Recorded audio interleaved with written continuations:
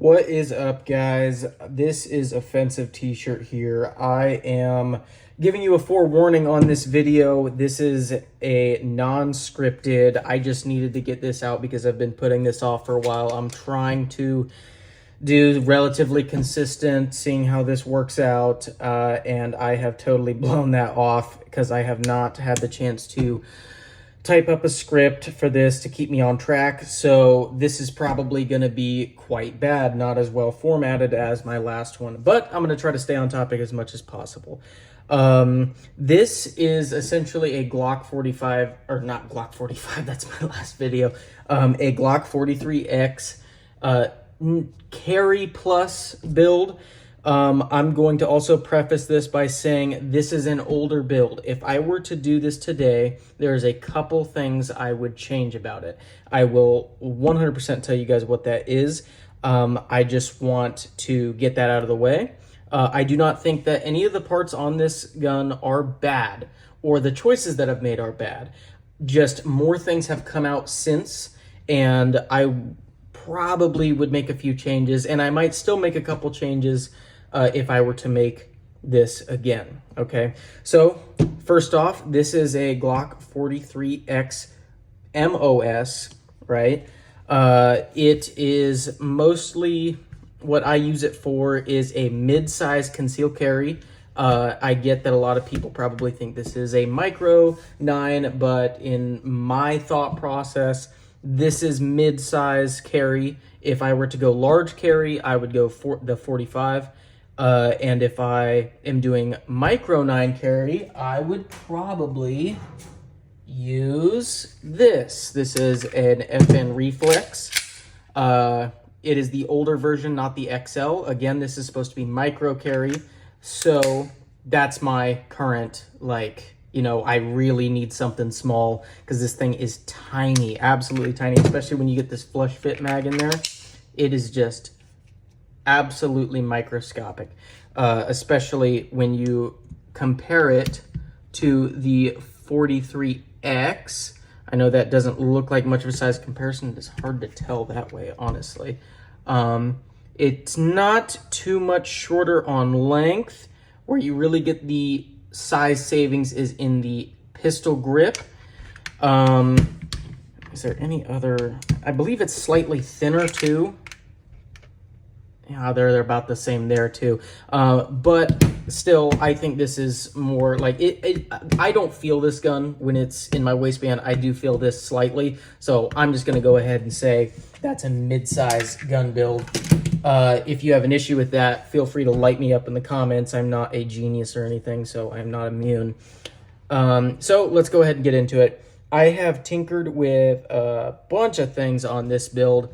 I have left the trigger mostly alone. I'm going to be jumping around a lot. This is going to be bad. The trigger is mostly left alone. The only thing that I've changed about that is I added one of those polished ghost connectors for like $8 just to lighten it up, because this is supposed to be an absolute carry gun that I need 100% reliability out of.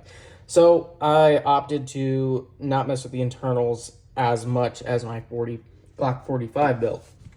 The goal is keep everything slimline as much as possible, but also add as much functionality as you can without compromising the reliability or the size, right? So obviously the two things that are going to compromise size the most, that are almost a necessity, if not a necessity itself, is light and optic. For the optic, I went ahead and sent my 43X MOS into the Glock store, and I think it was $100 to do the EPS carry optics cut. I think it was like a 10-day turnaround or something like that.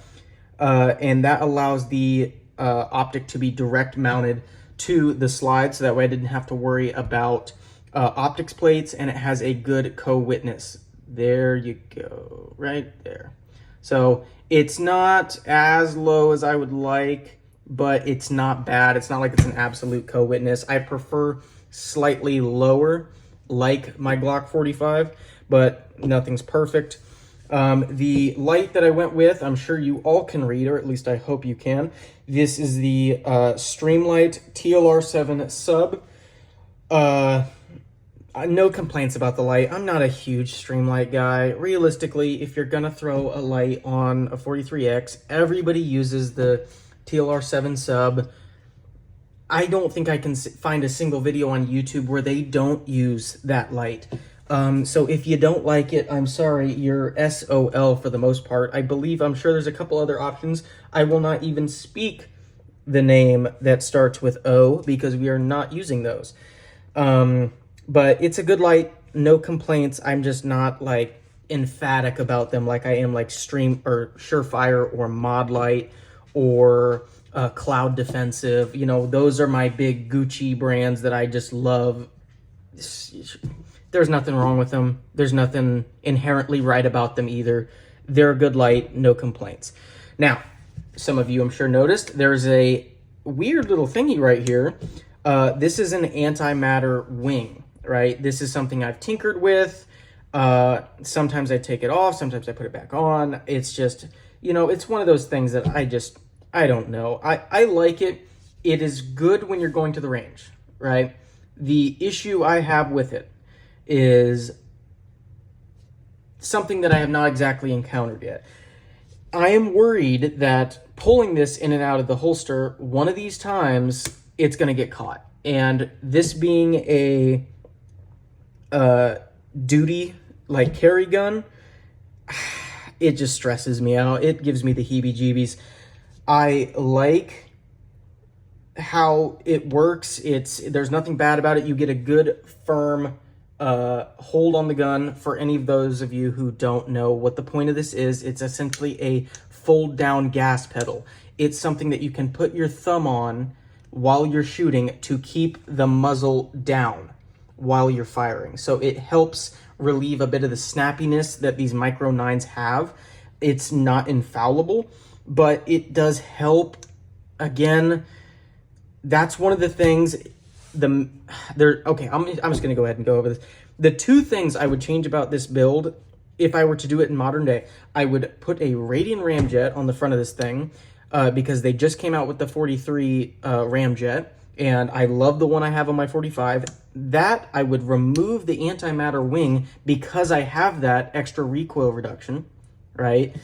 And that way it alleviates the more weight off the gun because of that, and it gives me the same recoil reduction without the possibility of getting caught up on a holster or a shirt or a belt or what have you, right? The second thing I would change is I'm really becoming a huge fan of the Glock KOA system, or the Aimpoint KOA system, whichever you prefer. And I would definitely get this thing in the KOA instead of the Holosun. Not because there's anything wrong with the Holosun, right? There's nothing wrong with it.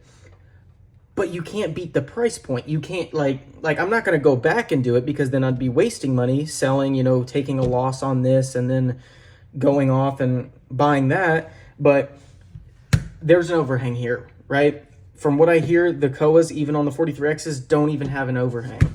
The mounting system is better. I wouldn't have had to send this off for an extra $100 to get it direct mounted. The optic is, I think, when you factor in the price of the gun with the optic, that whole setup would be cheaper than buying the Holosun and the Glock as is, right?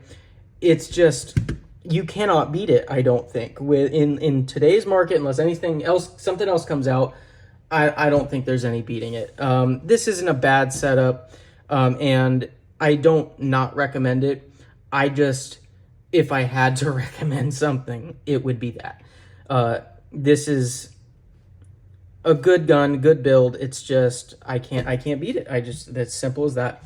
So there's the end of that. We'll go ahead and move on. The rest of the stuff I have on this build is, it's supposed to be subtle, but vast improvements, right?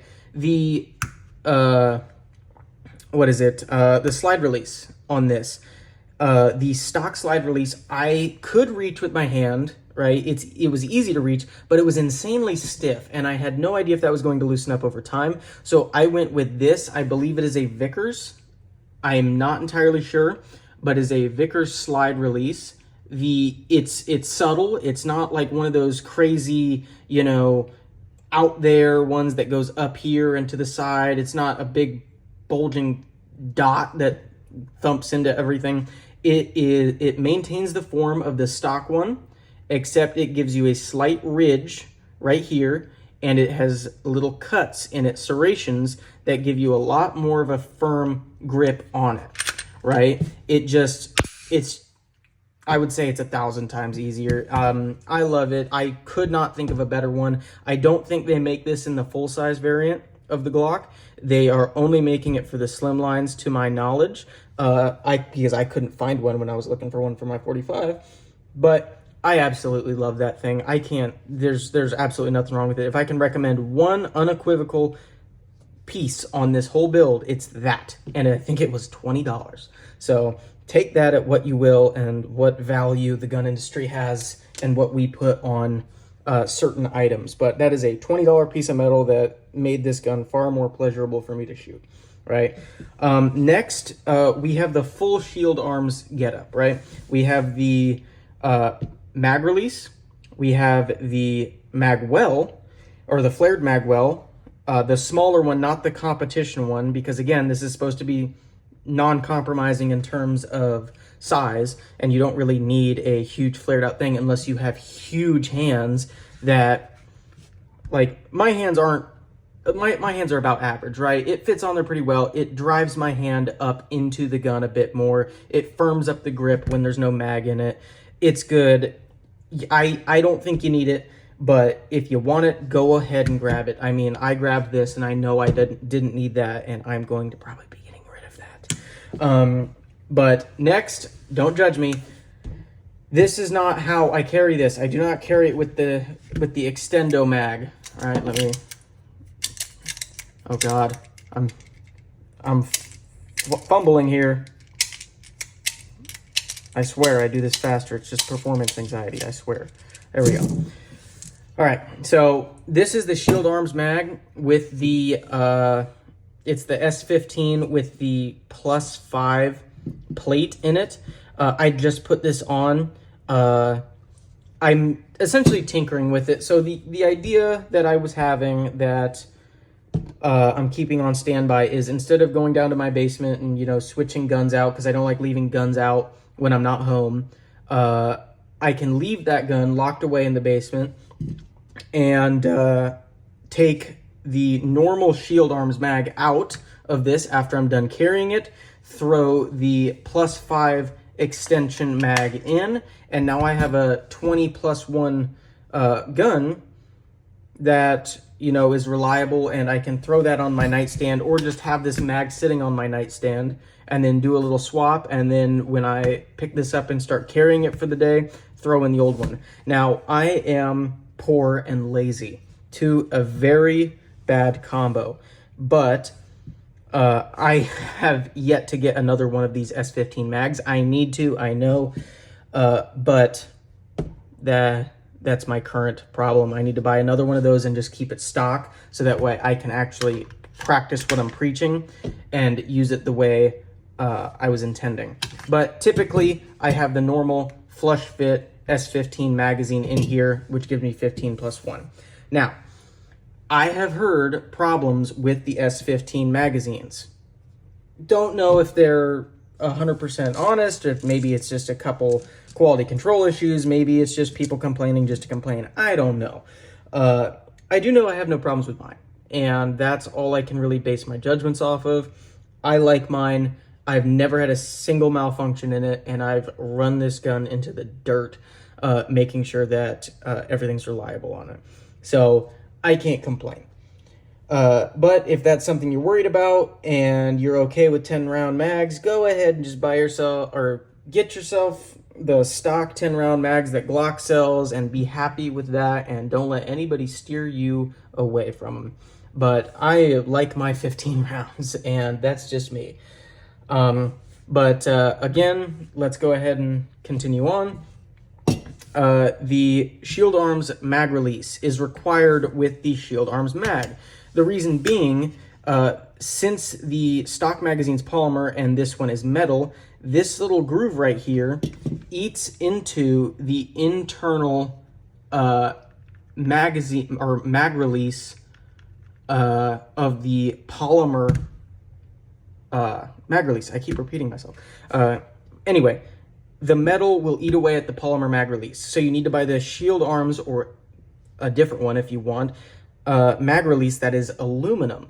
So that way it doesn't like eat away at the mags or the mag release, and now your mag release doesn't work and your mags just fall free because apparently that was happening to a lot of people. They weren't buying this, and then after a while the mags were destroying the mag release and their mags just wouldn't lock in. So that is something that you need to buy if you are getting the S15 magazines. They've been out for a while, so I'm pretty confident in them, but that's just me.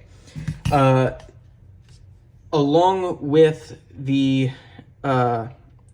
option of subtlety, right? Since I got a direct mount here, I opted to get normal profile sights. I believe these are XS sights. They're like $70 or something like that. They're decent. I mean, I don't have any specific opinions on them. They're sights. They work. I can't complain. Get what you want. I don't see the reason for getting suppressor height sights on a carry gun, especially one that you have a decent co-witness on. But, you know, everybody is their own man or woman, so go ahead and get what you want. And the last thing I have done to this gun is the Talon grips, rubberized grips. The reason why I got that is because I just wanted a little bit more texture than what the stock grips gave me, and I didn't want the skateboard tape feel. I looked up reviews of the handle it grips, all the different versions of those, the skateboard tape, the rubber, and then the like ball, like, what is it called? I don't even remember. I have it in my Glock 20. I'm sure I'll do a video on this one soon. But it's this grip. It's not skateboard tape. It's not rubber. I don't know what it is. It's still pretty aggressive, though. So keep that in mind. I wouldn't put that on a carry gun because that is pretty rough. I don't know if you guys can hear that, but it's definitely a lot harder than the rubberized grips right here. And I know some people think that when your hand gets a little bit sweaty, this just falls off. I haven't had that experience. I feel as though it's relatively comfortable hanging on to, and it gives me just a little bit more grip to, you know, maintain control over the gun, and it doesn't wear at my side. The skateboard tape and that one I just showed you is just, that will tear you up and you will have a rash, a sore, bleeding, or whatever if you carry that for long term, especially some of the bigger guys out there. It ain't gonna work for you, man. Unless you're carrying one of them fanny packs, I wouldn't even mess with it. But other than that, I don't think there was anything else. Did I forget any special little snowflake piece? I don't think so. So again, this is an older build, but I still like it. It still gets the job done.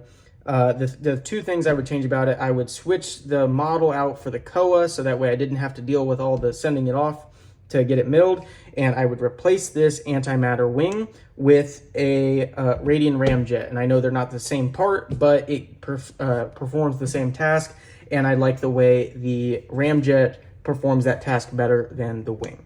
So that is it for today's video. I'm going to try to be relatively more consistent. Hopefully I can produce a script for my next builds. If you are interested in the future, I will lay out some options. If you want to leave comments as to what you want to hear a build about next, I will give you a couple options. Your two picks right now are a Palmetto State Armory Jackal, which is nothing to do with duty because it's a Palmetto State Armory. I just don't trust it with my life. I'm sorry, PSA. I still love you. I'll still buy some of your things. I just, you know, I can't be seen lacking by the ops by having a fucking PSA. Or I will do the Glock 20 build video. This one's very simple, but I will still do it. If you are tired of Glocks from me, let me know. I have many other guns to do build videos on. Some of them are duty, some of them are fun. I have a Scar 17, which I would love to do a video on. I'm going to wait to do that video until I get some more subscribers, so that way more people actually see it. But I'm going to do that one eventually. That one is a doozy. I would not change a damn thing about that gun. What else? I have an MP5, or an AP5, okay? You know, I'm not that rich. Even though I have a Scar 17 that probably costs around $8 grand all said and done. But anyway, if you want more build videos, go ahead, let me know. Your two choices are PSA Jackal 14.5, not the 308 version, or the Glock 20. Go ahead and leave your comments on this video. I will tally them up, probably all 3 votes, and I will do that video next. That is all, YouTube. Have a wonderful day, or don't. Go ahead and dislike, unsubscribe, and block me on YouTube. Have a good one.